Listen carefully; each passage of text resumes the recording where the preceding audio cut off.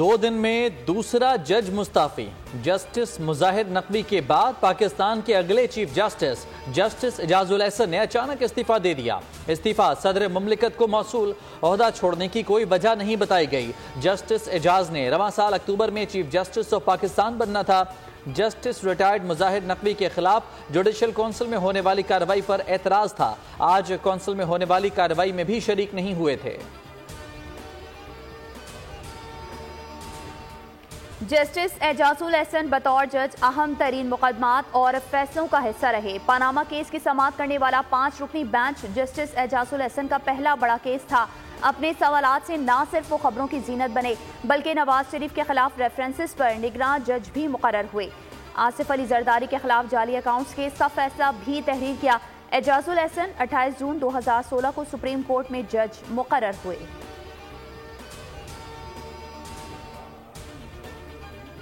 पूछते हैं महंगाई क्यों है? ये एजाजुल एहसन इस महंगाई का जिम्मेदार है। मुजाहिर अली नकवी इस महंगाई का जिम्मेदार है। साजिशी चेहरे, ये किरदार जिन्होंने पाकिस्तान की आवाम के साथ जुल्म किया, वो अपने अंजाम को पहुंच रहे हैं।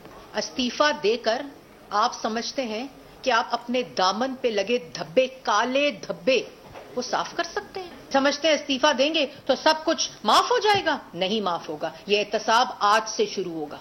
एक शख्स के साथ आपने ज्यादती करने के लिए आज नवाज शरीफ सुर्खरू हो रहा है। क्या जस्टिस इजाजुल एहसन और मुजाहिर नकवी के इस्तीफे से दामन पर लगे दाग धुल जाएंगे? मुस्लिम लीग नून ने जस्टिस इजाजुल एहसन और मुजाहिर नकवी को कटहरे में लाने का मुतालबा कर दिया। मरियम औरंगजेब का कहना था क्या इस्तीफों से अवाम भूल जाएंगे और हमें माफ कर देंगे?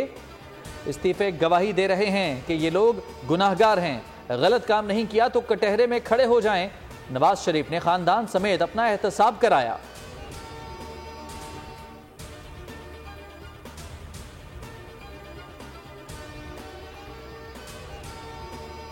चाहता है वो समझते हैं कि इस केस में कितनी स्ट्रॉन्ग एविडेंस है, कितनी स्ट्रॉन्ग फुटिंग पे ये मेरे खिलाफ रेफरेंस फाइल किया गया, तो फिर वो जब कोजेंट कन्विंसिंग और कॉन्फिडेंस इंस्पायरिंग एविडेंस मौजूद होती है तो रिजाइन कर देते हैं। रिजाइन करके घर चले जाते हैं, इल्जामात से भी बरी और पेंशन बेनिफिट्स भी उन्हें मिलते हैं। जिस जज के खिलाफ रेफरेंस जाता है वो मुस्ताफी हो जाते हैं। इल्जामात से बरी होकर वो पेंशन लेते रहते हैं।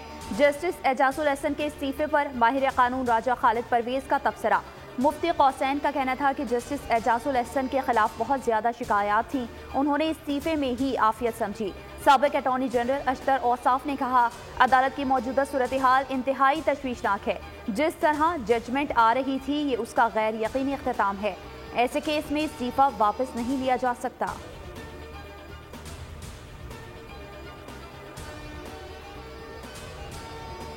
सुप्रीम जुडिशल काउंसिल का जस्टिस रिटायर्ड मुजाहिर नकवी के खिलाफ कार्रवाई जारी रखने का फैसला। जाती हैसियत में या वकील के जरिए पेशी के लिए नोटिस जारी। चीफ जस्टिस की जेर सदारत इजलास। जस्टिस इजाजुल एहसन का इनकार। जस्टिस मंसूर की इजलास में शिरकत। अटॉर्नी जनरल ने बताया इस्तीफे के बाद किसी जज के खिलाफ कार्रवाई नहीं हो सकती। चीफ जस्टिस ने मुकालमा किया जस्टिस मुजाहिर नकवी का इस्तीफा तो बिल्कुल आखिरी मरहले पर आया, शुरू में इस्तीफा आता तो सूरत हाल मुख्तलिफ होती। इजलास कल 11:30 बजे तक मुलतवी। बल्ले के निशान का मामला तूल पकड़ गया। पाकिस्तान तहरीक इंसाफ और इलेक्शन कमीशन आमने सामने। इलेक्शन कमीशन ने पेशावर हाई कोर्ट के फैसले के खिलाफ सुप्रीम कोर्ट का दरवाजा खटखटा दिया।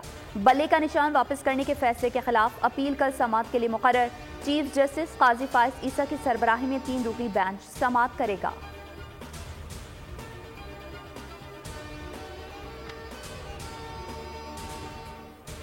पेशावर हाईकोर्ट के फैसले के बावजूद इलेक्शन कमीशन ने बल्ले का निशान तहरीक इंसाफ को जारी नहीं किया। पीटीआई ने तौहीन अदालत की दरखास्त पेशावर हाईकोर्ट में दायर कर दी।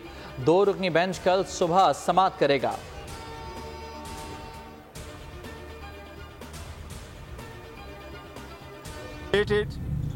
मुशावरत कंप्लीट हो गई। इंशाअल्लाह ताला आज शाम 9 बजे से पहले या 11 बजे से पहले इसी दौरान इंशाअल्लाह ताला किसी भी वक्त में टिकटों का ऐलान करूंगा इंशाअल्लाह ताला। टिकट्स की तकसीम पर मुशावरत मुकम्मल कर ली, आज रात ऐलान कर दूंगा। Chairman PTI barrister Gohar Khan का ऐलान, कहा पेशावर हाई कोर्ट के ऑर्डर की कॉपी इलेक्शन कमीशन में जमा करा चुके हैं। इलेक्शन कमीशन से इस्तदा है, पहले ही देर हो चुकी है, जल्द से जल्द बल्ला अलॉट किया जाए।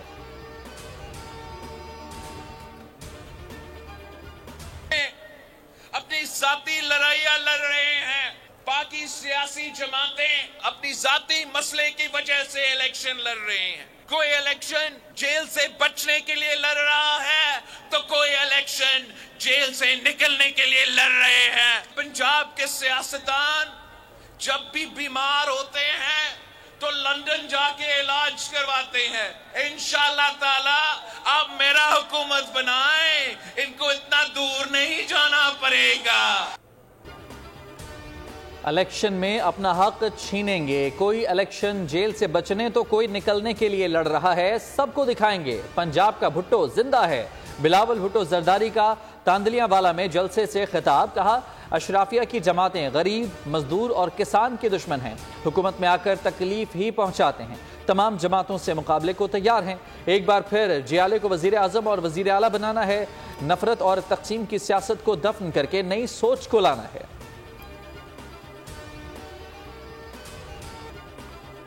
कमीशन ऑफ पाकिस्तान है जिसने शेड्यूल भी देना है, तारीख भी देनी है, उसमें अगर किसी किस्म की कोई तब्दीली करनी है किसी और इदारे के पास ये अख्तियार नहीं है। तो इस वजह से हम इलेक्शन कमीशन की जो तमाम ज़रूरियात हैं, चाहे वो माली हों, सिक्योरिटी की हों, इंतज़ामी हों, वो हम पूरी करने के लिए पाबंद हैं और हम अपनी ये जिम्मेदारी पूरी करेंगे। 300 यूनिट बिजली मुफ्त, तनख्वाहें ट्रिपल, तालीम मुफ्त के वादे आसान हैं, सारी जंग मईशत और इक्तिसादियात की है। निगरान वज़ीर इत्तलाआत मुर्तज़ा सोलंगी की सियासी कायदीन पर तनकीद, कहा सियासत आजकल हमारा कौमी मशगला बन गया है, बयानबाजी मसाइल का हल नहीं, निगरान हुकूमत इलेक्शन कमीशन के पीछे खड़ी है।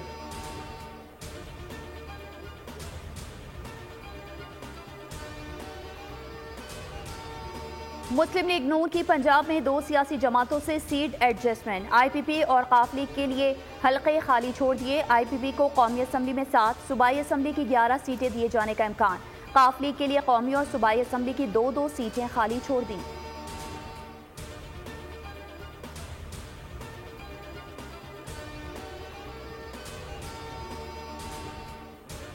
ख्वाजा आसिफ फैजाबाद धरना कमीशन में पेश, बतौर साबिक वजीर दिफा बयान रिकॉर्ड करा दिया।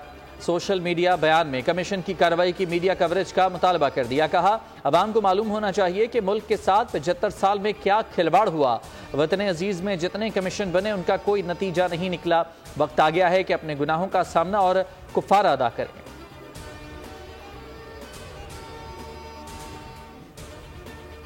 9 मई के मुकदमात में बानी पीटीआई का जुडिशल रिमांड मंजूर। अडियाला जेल में 12 मुकदमात की समाअत। इंसदाद दहशतगर्दी अदालत ने पुलिस की जिस्मानी रिमांड की इस्तदा खारिज कर दी।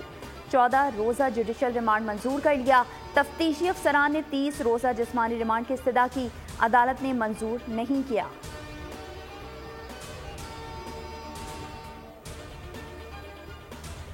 बानी पीटीआई के खिलाफ साइफर केस की इन कैमरा कार्रवाई कलअदम करार। इस्लामाबाद हाई कोर्ट ने अपील मंजूर कर ली।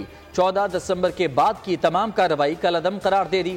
अदालत ने करार दिया कि यह केस खत्म हो गया।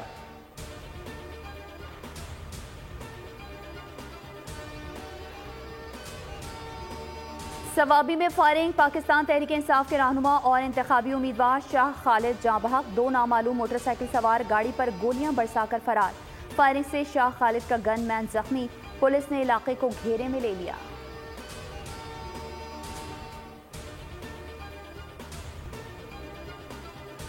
इस्लामाबाद, लाहौर समेत कई शहरों में जलजले के शदीद झटके, शिद्दत 6 महसूस की गई। जलजले का मरकज कोहे हिंदुकश रीजन, गहराई 213 किलोमीटर थी। पेशावर, सवाबी, सवात, कोहाट, मानसहरा में भी जमीन लरज उठी।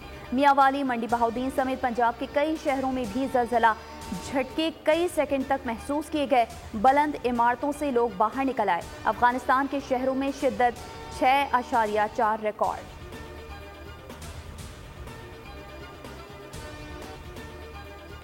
मुल्क खुश्क सर्दी की लपेट में, धुंध और स्मोग ने मनाजर नजरों से उझल कर दिए। धुंध के बायस मजीद 18 परवाजें मनसूख। मुख्तलिफ मकामात पर मोटरवे कई घंटा बंद रही। महकमा मौसमियात ने सर्दी मजीद बढ़ने और हवा ज्यादा चलने की खबर दे दी। महकमा मौसमियात के मुताबिक जनवरी के आखिरी हफ्ते में मुल्क में तेज बरसात होगी। सिलसिला फरवरी में भी जारी रहेगा। ठंड का सिलसिला फरवरी में भी जारी रहेगा।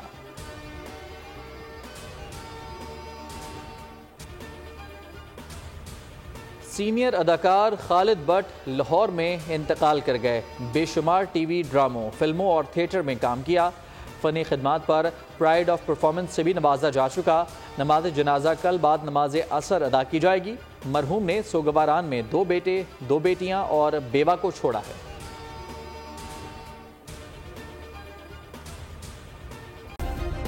सब्सक्राइब करें और बेल दबाएं ताकि कोई खबर रह न जाए।